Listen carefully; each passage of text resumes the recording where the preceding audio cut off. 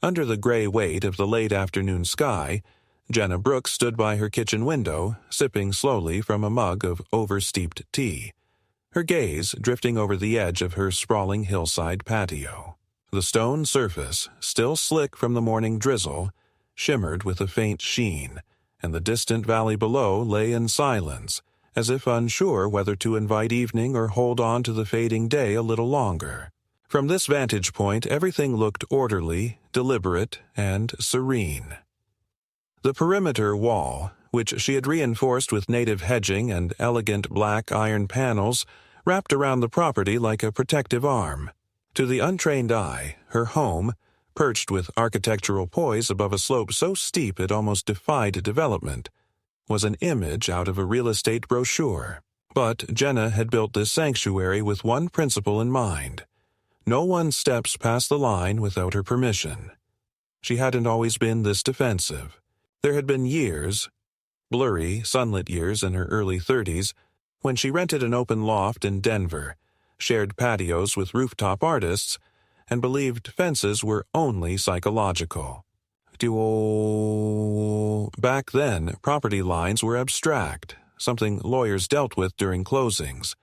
But time, betrayal, and the bureaucratic cruelty of structured neighborhoods had refined her thinking.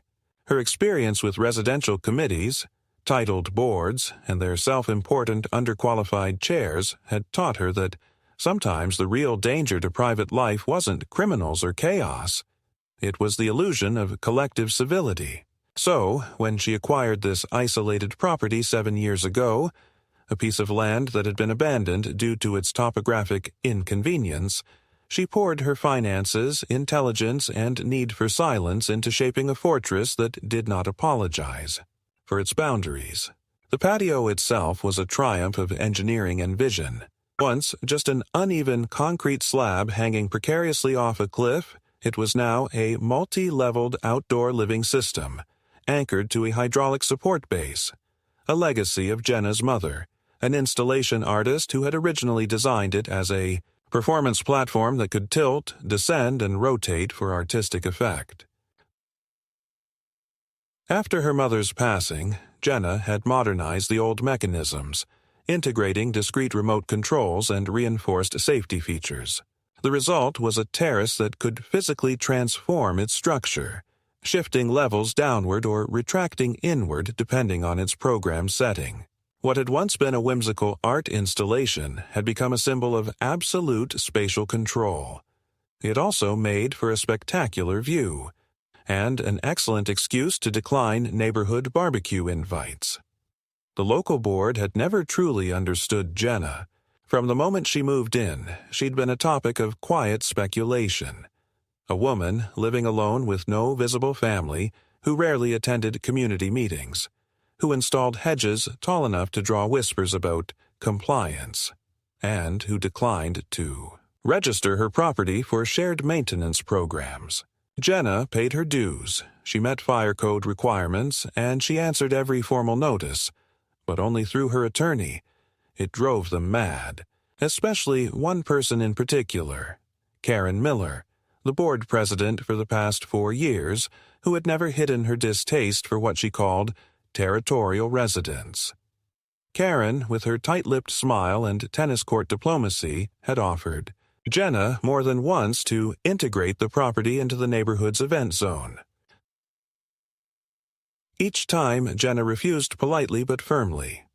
And each time, Karen's tone grew thinner, more patronizing, as if Jenna's boundaries were a temporary misunderstanding that would, in time, correct themselves under social pressure.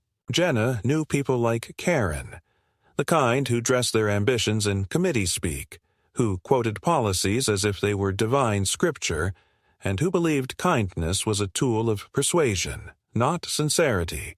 She had seen Karen's rise in the neighborhood, the way she charmed the elderly into voting for regulation changes, how she used wine nights to recruit loyalty, how she pushed forward unnecessary renovations just to maintain visibility.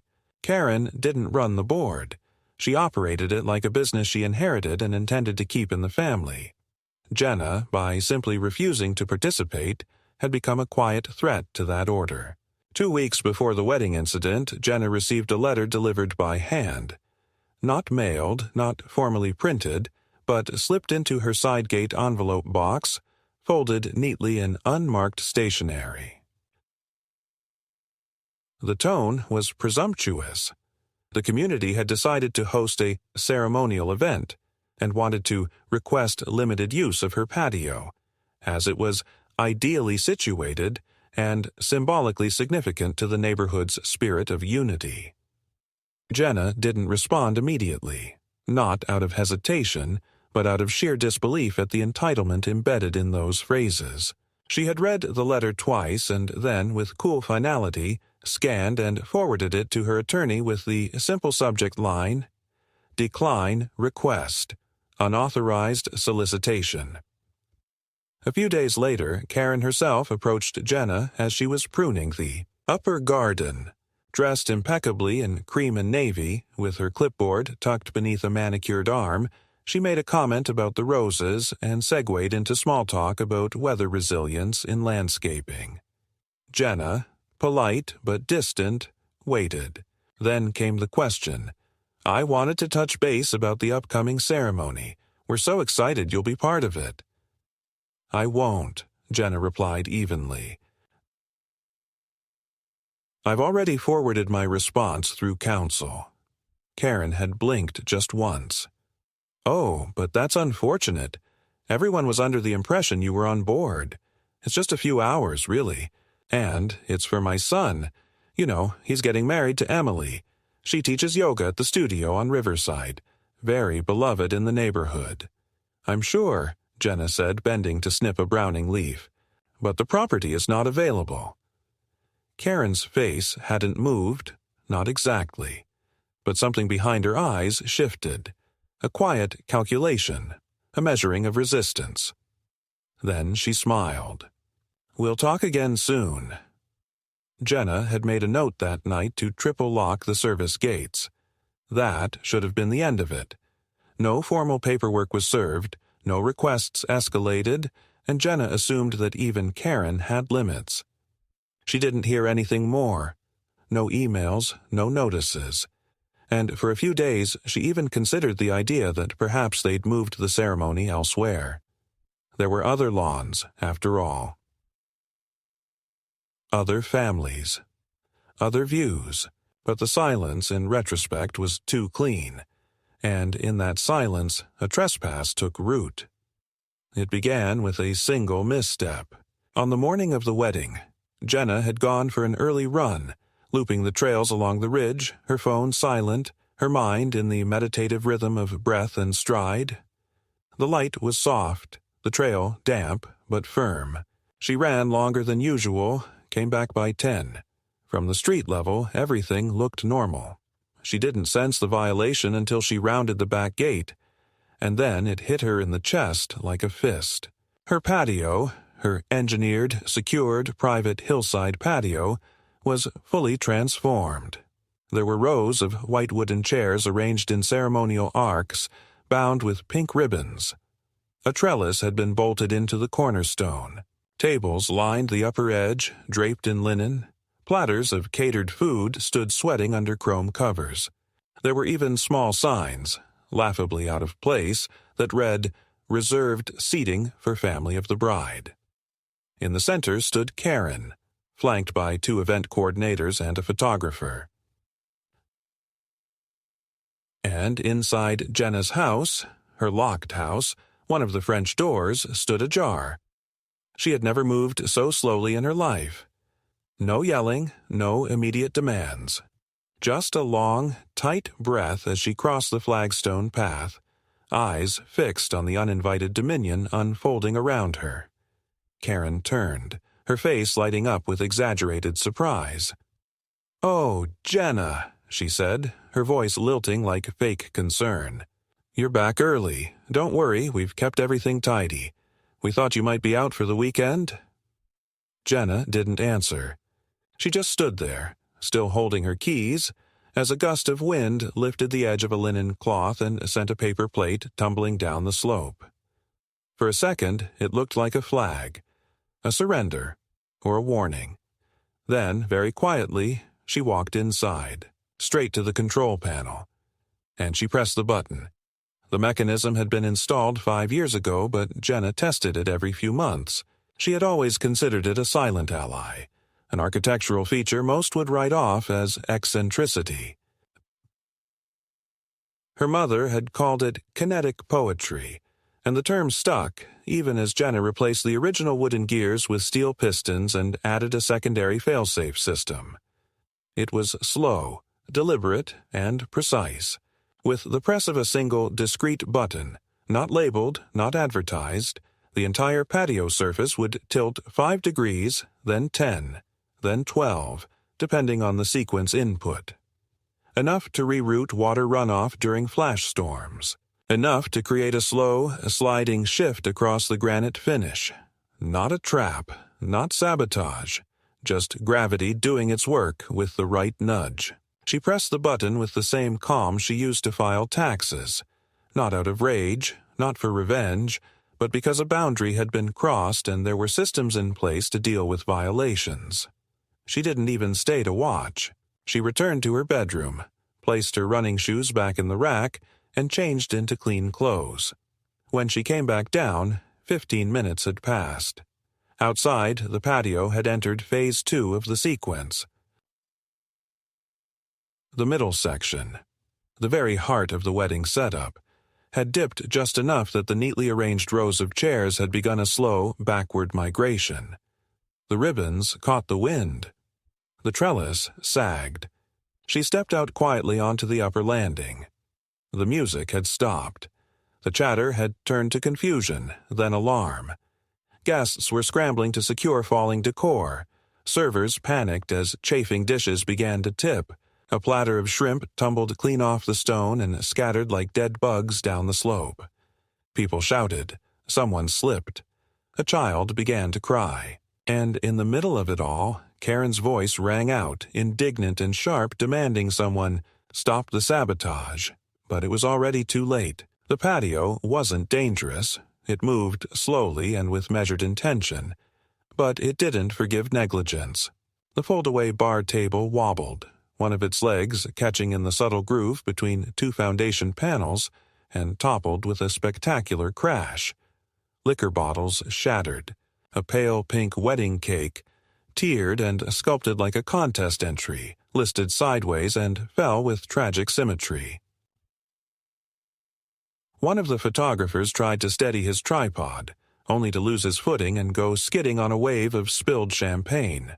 The bride had yet to arrive, and thank God for that, Jenna would think later. But the damage was done. This wasn't a ceremony anymore. It was a scene, a mess, an accident manufactured by entitlement.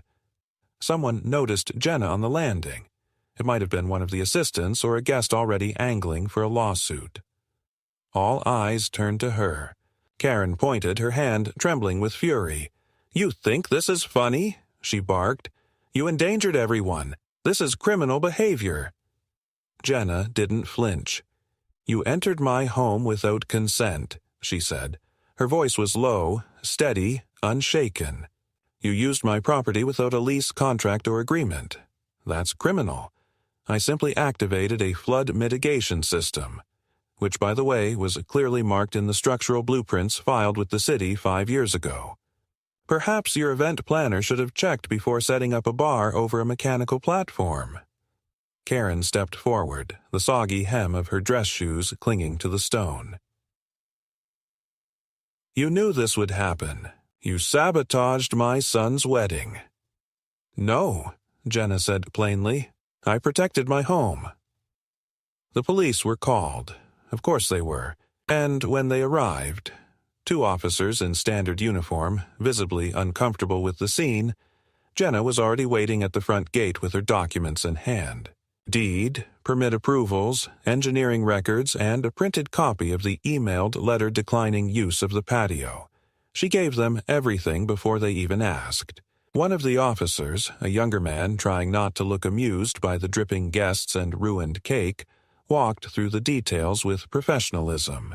The complaint filed alleged intentional endangerment and property misuse, But Jenna's documentation made it immediately clear that she had acted within her rights.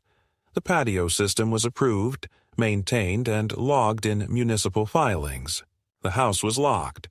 There were no signs of forced entry, which meant someone had used a copied key or been let in by a neighbor with a spare. Jenna hadn't pressed charges, not yet, but she did request a formal incident report for future reference. Karen's tone shifted when the officer asked who authorized the event. She tried to talk around the question, citing community authority and unofficial consensus, but when asked point-blank whether she had written permission from the homeowner, she could only glare. "This is going to cost you," she muttered to Jenna, as if issuing a prophecy rather than a threat. "You think you won today?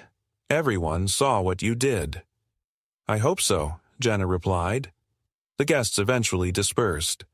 The groom, red-faced and tight-jawed, apologized under his breath before disappearing with his friends. Staff collected broken chairs and debris.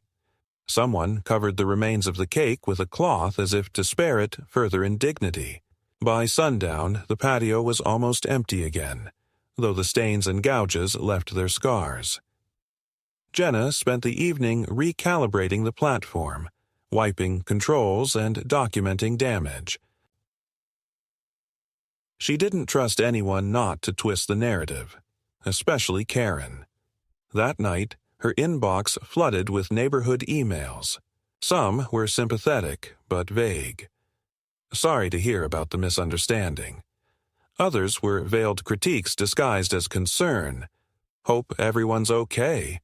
Maybe next time a more peaceful solution could be found? One stood out for its bluntness. It read simply, "They finally pushed the wrong one." No signature. The next morning, the letters began. First came a non-binding request for accountability from the board, claiming Jenna's actions posed serious risk to public safety and demanding a community meeting. Then came a formal notice stating her property would be reviewed for code violations, particularly concerning unregulated mechanical installations. The phrase was bolded in red. By noon, her waste management pickup was canceled. By the following day, the city inspector left a card at her gate requesting access for a structural compliance check. None of this surprised Jenna. It was textbook.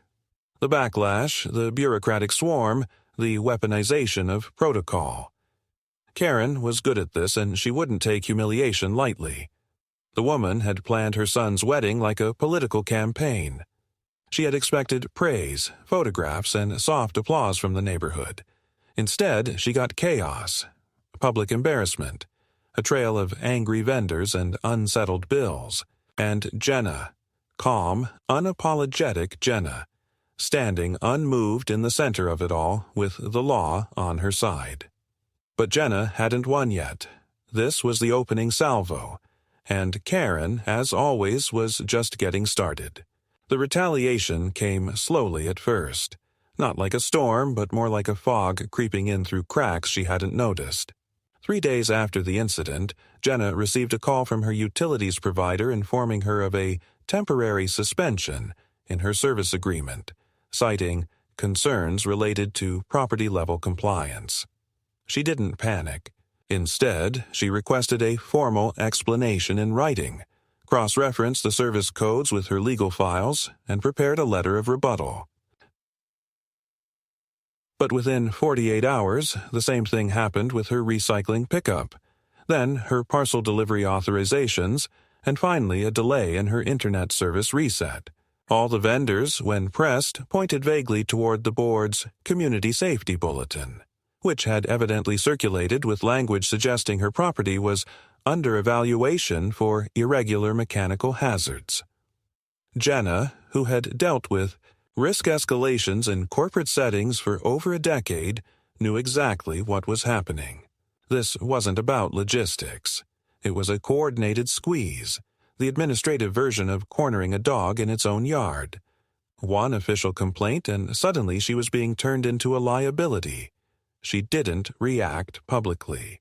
She sent every vendor a legally worded demand for resumption of service, referencing contractual obligations and threatening penalties for unjustified breach. She contacted her lawyer, not for litigation yet, but to document each disruption with timestamps and digital records. This wasn't the kind of battle you won by flailing. It required methodical pressure, measured responses, precision. But the neighborhood wasn't content with just professional damage. Social pressure followed, banal, petty, and deeply invasive.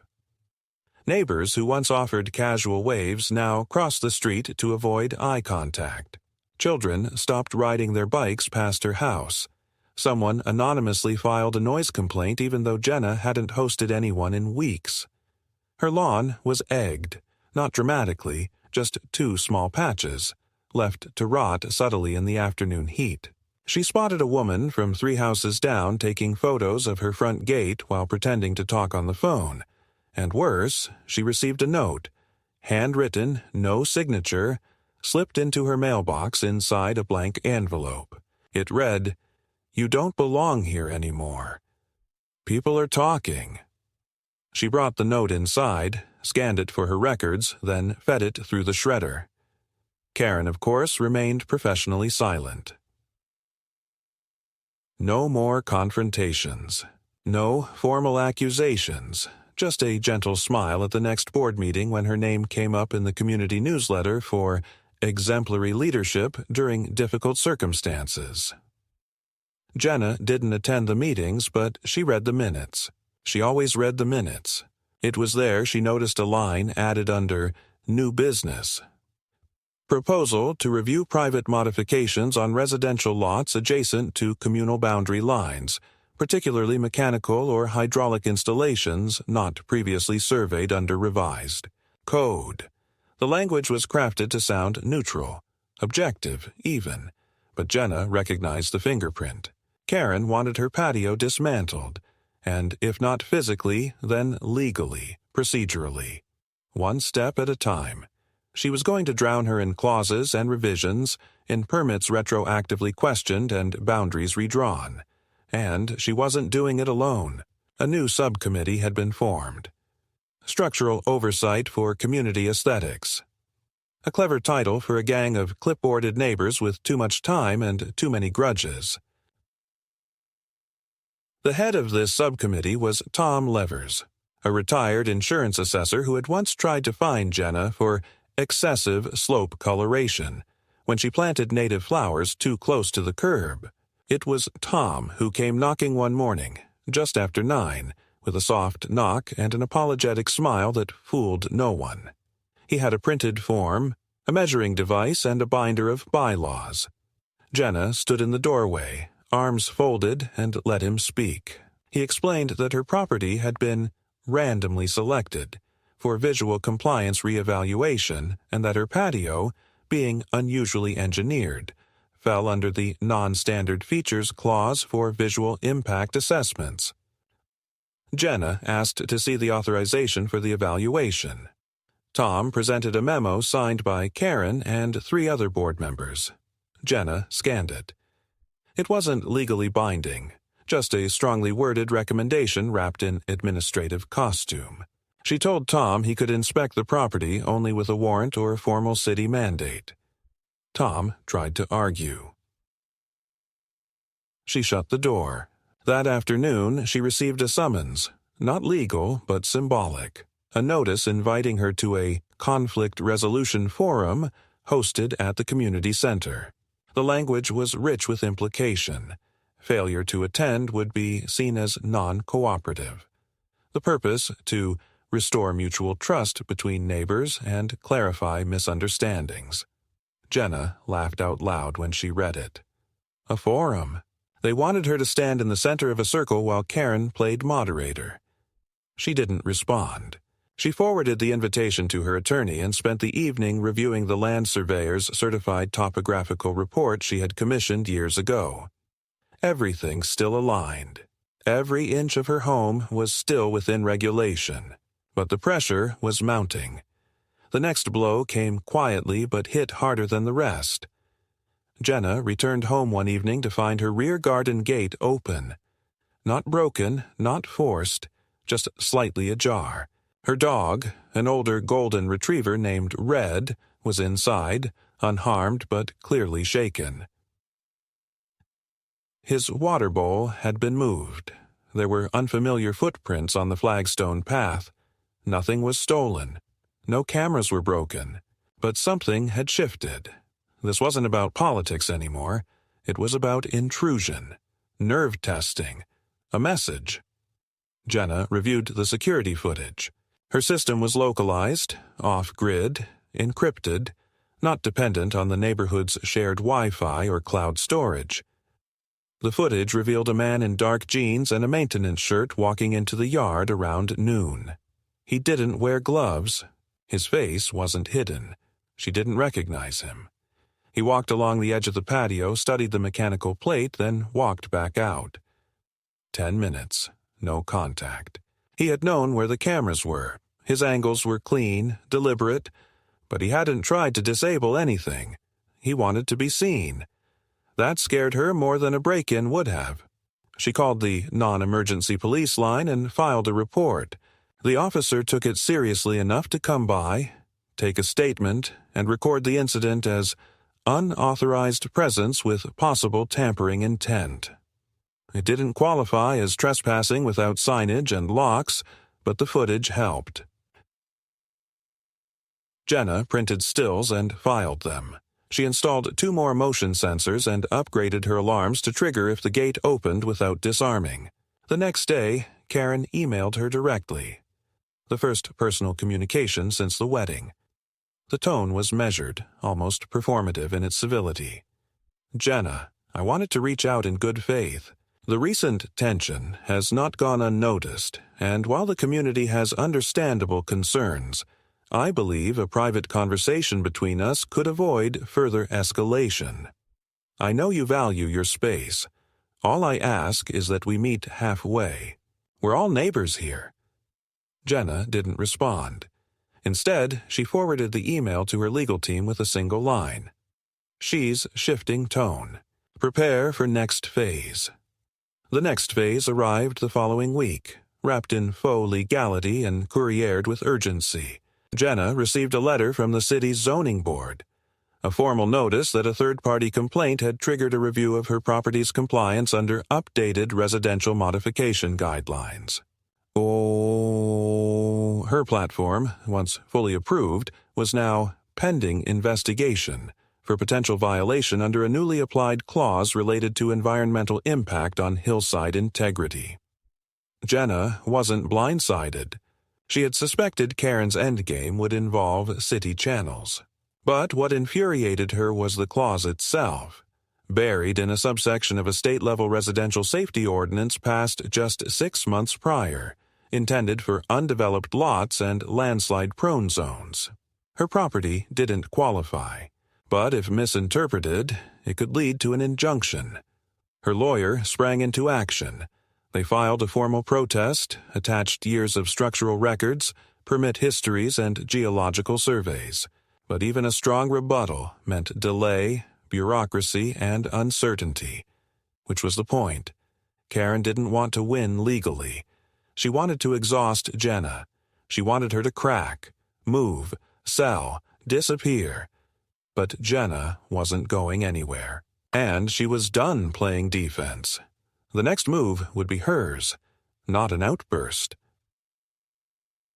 Not escalation, just something sharp, deliberate, and entirely within the lines. Jenna didn't respond to Karen's invitation. She didn't engage with the new compliance letter beyond what was necessary for her legal defense. She made no public statements, no social gestures, no signs of submission. Instead, she turned inward. Not emotionally, but strategically. She understood now that this wasn't a skirmish over a wedding, or even over property lines. It was a full-scale test of endurance and identity, the kind of conflict that didn't burn fast but smoldered, waiting for one side to outlast the other. And Jenna had no intention of burning out. What Karen didn't know, and would never understand, was that Jenna had spent most of her adult life inside systems that looked polite on the outside and were vicious underneath. She recognized weaponized procedure when she saw it, and she knew that the only way to beat an enemy like Karen was not by shouting louder, but by being quieter, colder, and absolutely certain in her steps. She met with her attorney, a meticulous woman named Lillian, whose expression rarely changed and whose advice never relied on emotion. They laid out everything: the permit history, the mechanical schematics of the patio, the maintenance logs, the photographic evidence of intrusion, the anonymous threats, and the growing paper trail of weaponized compliance targeting Jenna's household alone. Lillian, who had taken on cases involving much larger developments and far nastier power structures, studied the stack and said, "They've overreached. That's good." Jenna didn't smile. She didn't need optimism. She needed leverage.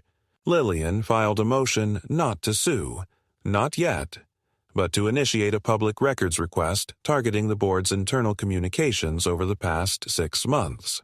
In their state, any governing residential body was subject to transparency regulations, and if board members had used HOA resources to coordinate actions against a homeowner without formal consensus, that could be classified as abuse of authority.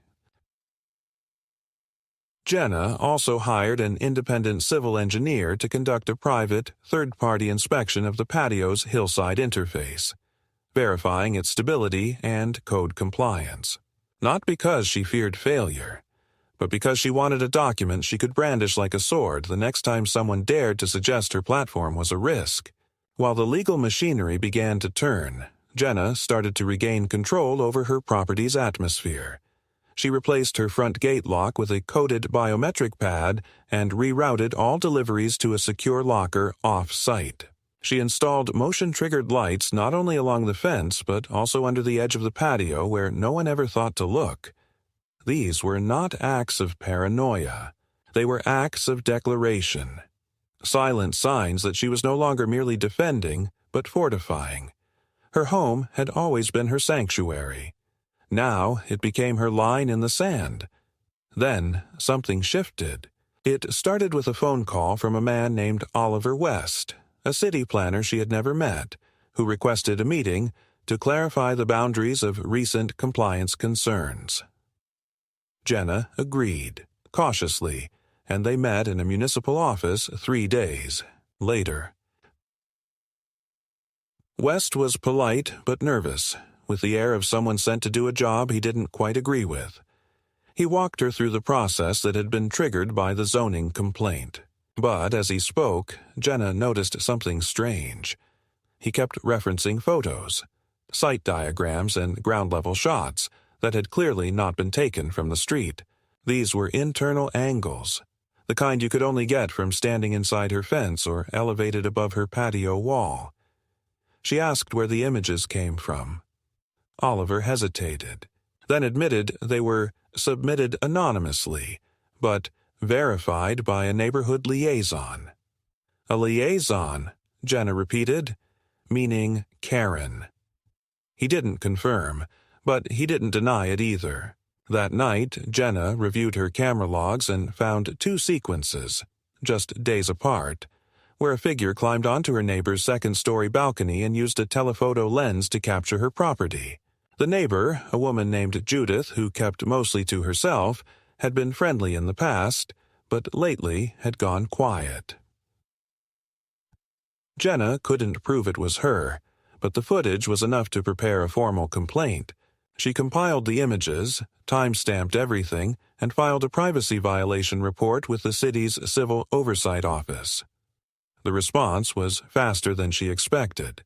A week later, Karen received a formal cease-and-desist letter from a city attorney, citing unlawful use of unauthorized imagery in a zoning petition, and warning that future infractions would lead to fines or suspension of board privileges. Jenna didn't gloat. She didn't even mention it publicly. But when she passed Karen near the community mailbox the next morning, the woman's expression had changed. No more tight smile. No more smug tilt of the head. Just a flat, cold look. A calculation being rewritten. It was a victory, but Jenna knew better than to celebrate. This kind of conflict never ended with one letter. There would be another move, and it came from an unexpected angle. At the next board meeting, which Jenna still didn't attend but monitored through the minutes, Karen introduced a new proposal.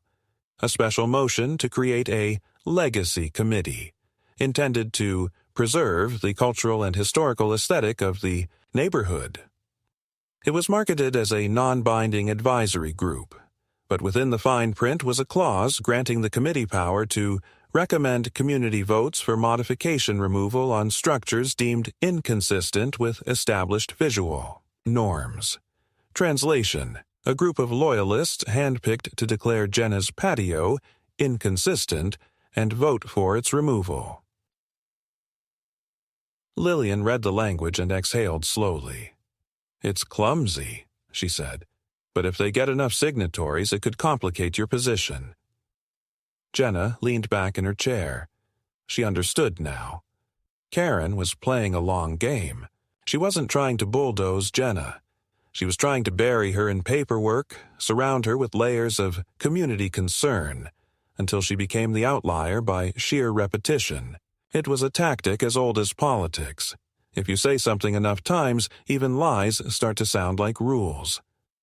But Jenna wasn't surrounded. She wasn't cornered. She still had air. And one thing Karen couldn't anticipate, was that Jenna wasn't alone in this anymore. There were quiet sympathizers now. Neighbors who never spoke, never smiled, but had started to shift their gaze when Jenna passed. A man 2 blocks down who offered to share a drone video of the neighborhood from 3 years ago showing the patio fully constructed and fully approved. A woman who slipped a note into Jenna's gate saying, "You're not the only one she's gone after." Keep going. And then came the email. No subject line, no sender name, just an attachment. Inside, a PDF of internal board communication. Emails between Karen and 2 other board members discussing strategies for pressuring compliance through service reduction and leveraging zoning influence to make the problem resolve itself. It wasn't legal proof, but it was a bombshell. Jenna forwarded the file to Lillian with 2 words: "Your move." The tide was turning. It began with a subpoena, not addressed to Jenna, but to her lawyer, requesting all communications, permits, and engineering evaluations related to the platform. A comprehensive fishing expedition cloaked as due diligence by the city zoning board.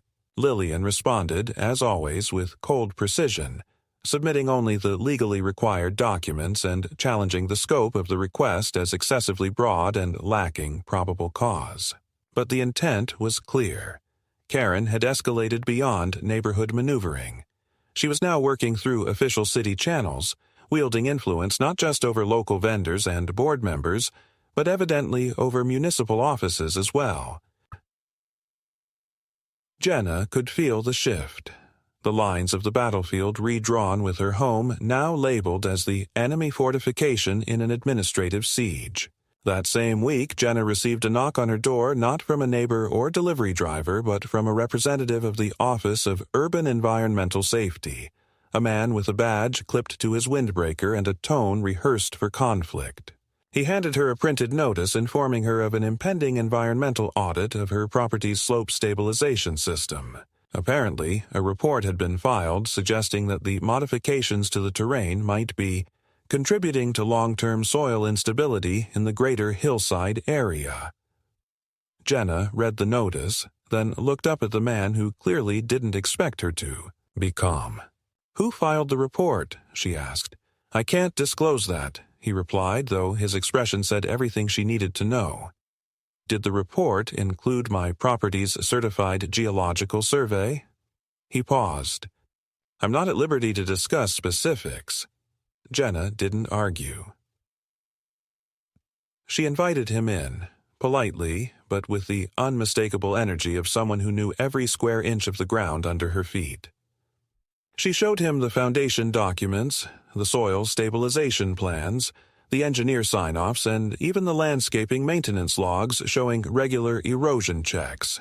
The man, clearly more bureaucrat than inspector, took photos, nodded often, and made vague notes. Before he left, she handed him a folder containing her permits and a printed copy of her latest engineering review. "Since someone's wasting your time," she said, "you might as well have the facts." 2 days later, the first letter from a law firm arrived. It was from the mother of one of the wedding guests, a woman who claimed to have suffered emotional and physical distress after the platform malfunctioned. The claim included vague references to trauma, suggested liability for negligence, and asked for amicable resolution in the form of damages before further legal action. Jenna forwarded it to Lillian without a word. Oh, the lawyer's reply to the firm was immediate and viciously elegant. A combination of statute references, mechanical documentation, and the promise of counter-litigation for malicious pursuit. The firm didn't respond again, but the message was sent. Karen had begun mobilizing outside agents. She wasn't just trying to bury Jenna in rules, she was trying to bait her into mistakes. Emotional reactions, counterattacks, procedural missteps.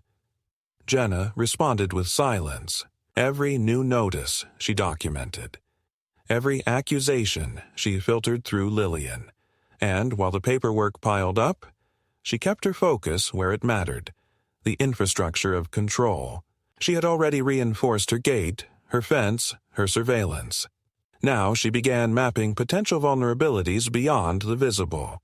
She hired a technician to sweep for signal interference or unauthorized wireless activity. She reviewed her own digital habits, purged unnecessary online accounts, installed physical backups for her security system, and even rotated passwords into randomized sequences generated offline.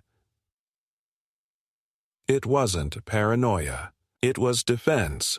Proactive, quiet, and absolutely necessary when facing a rival who had no sense of limit.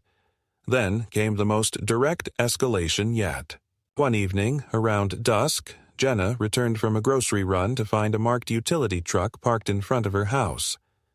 A man in uniform stood next to the access hatch near her sidewalk, tools in hand.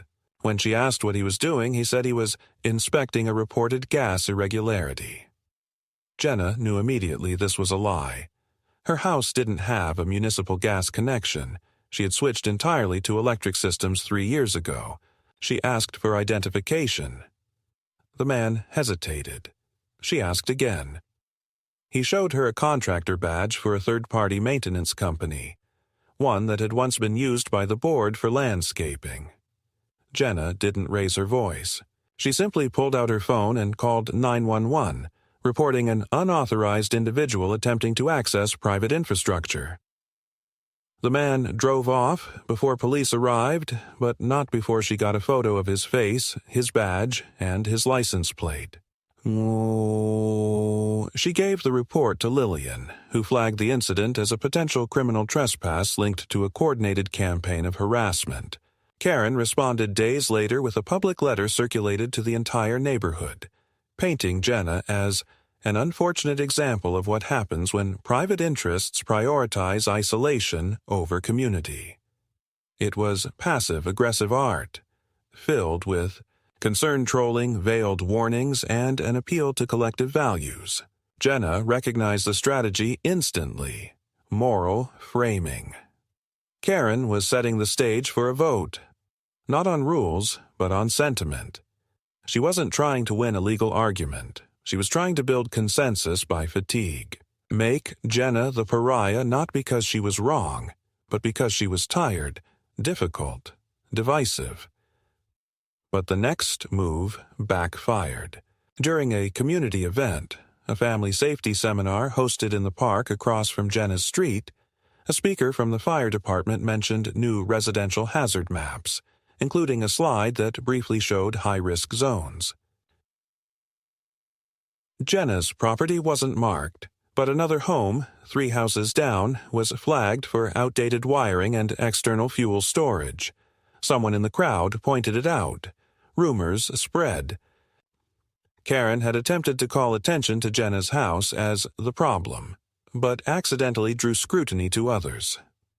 That night, several neighbors began asking questions, and while no one said it aloud, the shift was perceptible. The board's narrative was starting to fray.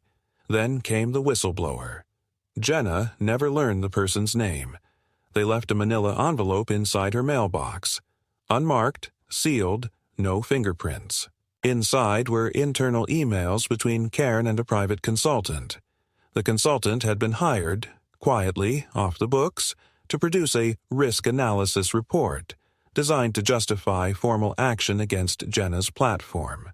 The emails revealed that Karen had supplied fabricated incident data, manipulated safety language, and requested a recommendation for deconstruction. It was damning.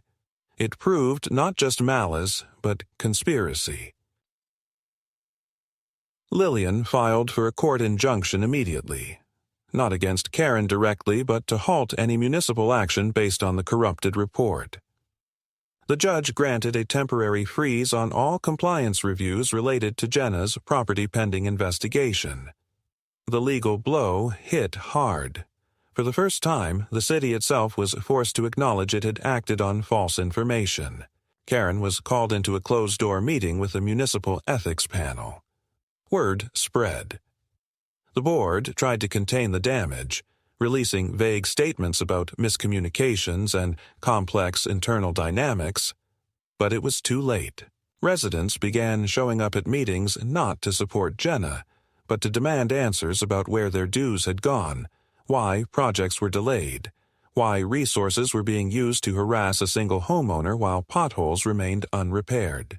And then the mail started arriving, not just to Jenna, but to city offices. Letters from residents demanding audits, petitions to dissolve the current board. Anonymous complaints about Karen's unofficial uses of authority. Someone even published an article in the local newspaper. When committees overreach, a neighborhood's lesson in boundaries. Karen's allies started to step away. One by one, the loyalists who had voted for the Legacy Committee resigned or recused themselves. Tom Levers announced he was taking a leave for health reasons. The treasurer claimed miscommunication. The secretary quit outright, stating in an email, "This is not what I signed up for." Karen didn't back down. She doubled down. She released a statement accusing Jenna of manipulating public opinion, of weaponizing technicality, of turning neighbors against each other. But now the words rang hollow. The tone was off. The performance that once held sway had cracked, and Jenna, for the first time in months, stepped outside without looking over her shoulder. She didn't smile. She didn't wave. She walked to her car, passed by a neighbor who nodded at her with cautious respect, and drove off with the same silence that had started it all. But inside her home, on a table near the front door, sat a fresh stack of printed records, signed affidavits, timestamps, security footage stills, and the beginning of a case file. Not one prepared in defense, but in offense. Because this wasn't over. This was preparation. The courtroom wasn't grand or theatrical. No polished wood, no sweeping staircases or ornate moldings. Just a rectangular municipal space with acoustic panels and uncomfortable chairs, beige walls that diffused tension into monotony, and the low murmur of legal staff preparing binders. Jenna sat at the left side of the room, flanked by Lillian and a junior associate, her expression fixed, unreadable. She hadn't dressed to impress or soften. Just a charcoal blazer over a deep green shirt, hair pulled back tightly, shoes polished but understated. She wasn't here to plead for sympathy. She was here to win. Across the aisle, Karen sat alone at her table, hands folded too precisely, her outfit visibly chosen to project grace. Soft pastels, low heels, not a strand of hair out of place. but the lines around her mouth had deepened. Her usual self-assurance was there, but muted, like an actor still reciting her lines after the audience had gone home. Behind her sat two legal representatives from the neighborhood board. Not high-level counsel, just compliance officers trying to manage a situation that had slipped too far beyond their original intent. The judge, a seasoned municipal arbitrator named Morris, entered without fanfare and reviewed the docket. This wasn't a criminal case. Not yet. But it was a civil hearing on administrative overreach, a direct response to Jenna's injunction request and the subsequent discovery of falsified risk documentation submitted to city agencies. The hearing would determine whether formal investigation into misuse of power and procedural misconduct was warranted, and whether Karen Miller had acted in violation of governance protocol, state housing transparency regulations, and neighborhood board ethics codes. The first hour was dry. Background, context, procedural clarifications. The board's counsel tried to minimize the narrative. There had been miscommunications, an unfortunate breakdown in documentation practices, and concerns regarding safety assessments based on evolving municipal standards. Jenna didn't react. She knew this game. It wasn't about outright denial. It was about dilution, turning an orchestrated campaign of harassment into a series of small, unrelated hiccups. But Lillian wasn't having it. When her time came, Lillian's delivery was surgical. She presented a timeline of correspondence, engineering approvals, and permit records. She introduced certified expert testimony via affidavit affirming the structural integrity and safety of Jenna's platform. Then came the whistleblower files. Emails showing Karen instructing a consultant to manufacture risk justifications, the use of board resources to pursue punitive zoning action, and deliberate misrepresentation of property records. The judge asked questions. Lillian answered with dates, signatures, notarized statements. Then she called a witness. Oliver West, the city planner who had first tipped Jenna off to the suspicious source of the platform images, took the stand under subpoena. He confirmed that he had received internal pressure to escalate Jenna's compliance review based on documents that did not align with official permit records. He stopped short of accusing Karen by name, but the implication was clear. The judge requested the name of the consultant involved. Lillian handed it over in silence. Karen's attorney objected, attempted to stall, asked to exclude the emails as inadmissible anonymous evidence. But Lillian countered with the chain of custody. Metadata, email headers, timestamps aligned with board meeting schedules, all cross-referenced with calendar events logged by city staff. It was more than compelling. It was damning. Then, finally, Jenna spoke. She didn't testify dramatically. No emotional crescendo. No tearful recounting.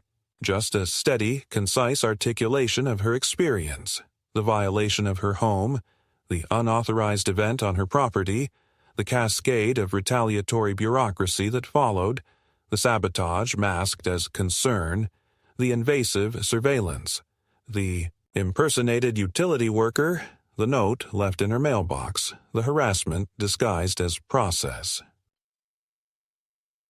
She presented not as a victim, but as a witness, a record keeper, a woman who had defended her space with precision and restraint. When she finished, the room was quiet. The judge took a recess. Karen didn't look at her. 20 minutes later, the decision came back. Not a final judgment, but authorization for full investigation. The court found sufficient evidence of procedural abuse, warranting review by the Municipal Ethics Board and potential referral for civil liability. Karen's authority on the board was immediately suspended pending outcome.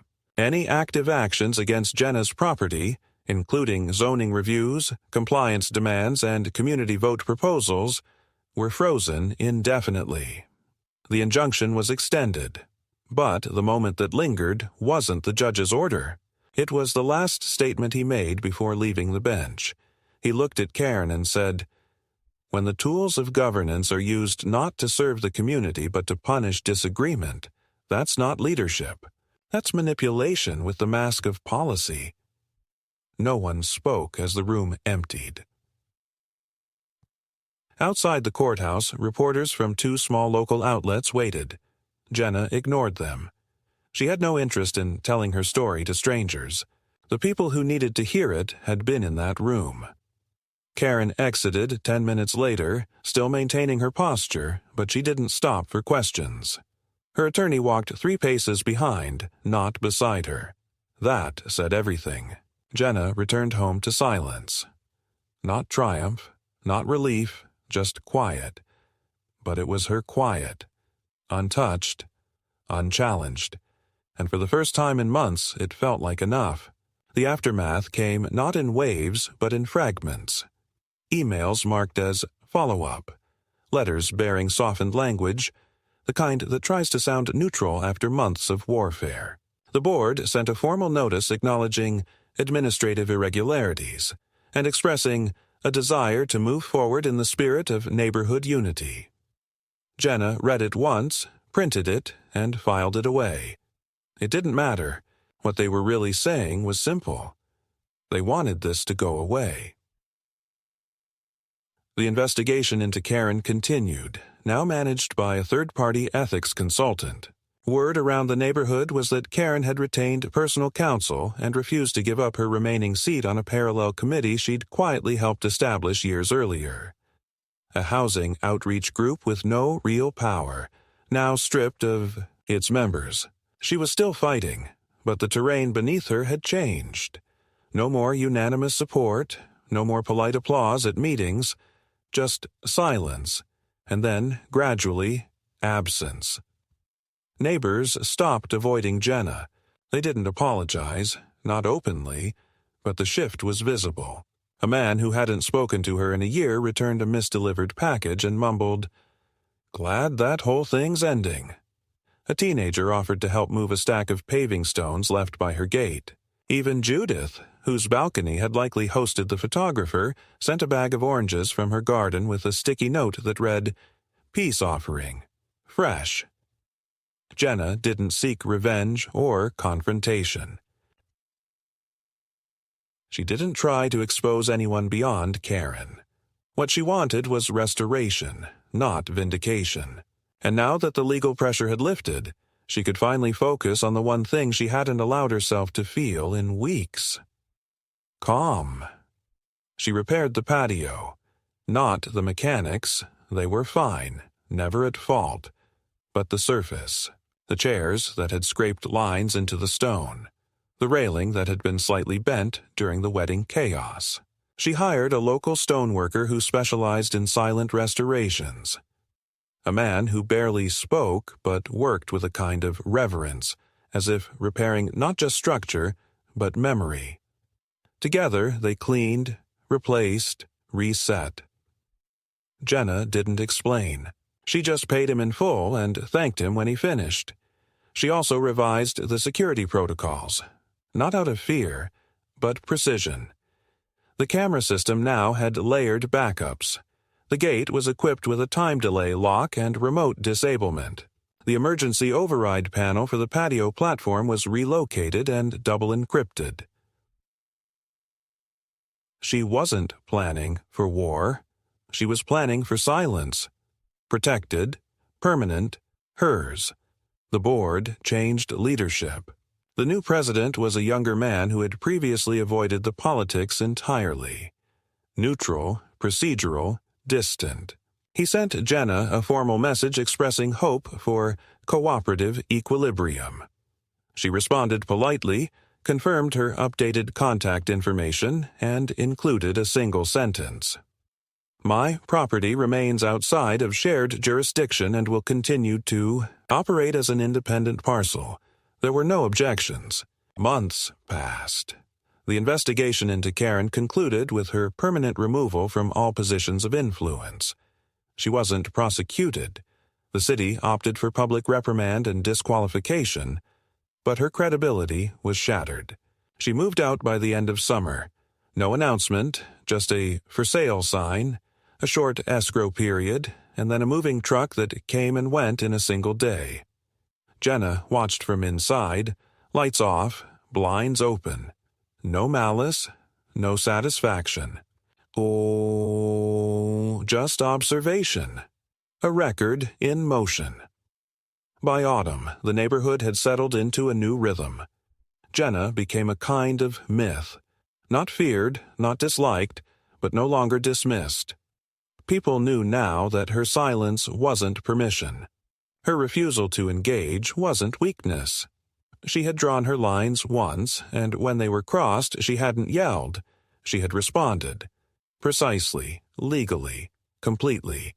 She hosted no events. She attended no meetings. But she lived as she had always intended.